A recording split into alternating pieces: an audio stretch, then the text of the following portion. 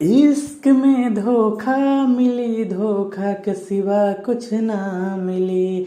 इश्क में धोखा मिली, धोखा के सिवा कुछ ना मिली। तू प्यार ना करिहा, तू प्यार ना करिहा, तू प्यार ना करिहा, तू प्यार ना करिहा।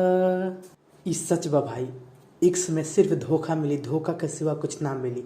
काहे कि प्यार करके तो हम देख चुकल बानी। सच कहतानी भाई, हम तोहरो से ये बात कहे के चाहतनी, तू कबो केहू से लड़की से प्यार मत करिया। आखिर प्यार कइला में का मिली? कुछ ना मिली यार। तू कबो केहू से प्यार मत करिया।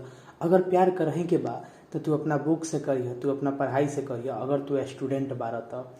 और हाँ, तुम अपने माता पिता से कर लिह प्यार, लेकिन कौनो लड़की से प्यार मत करिह। काहे कि तहार जिंदगी बर्बाद हो जाई, तहार जिंदगी तबाह हो जाई, केहू ना बाद में पूछी।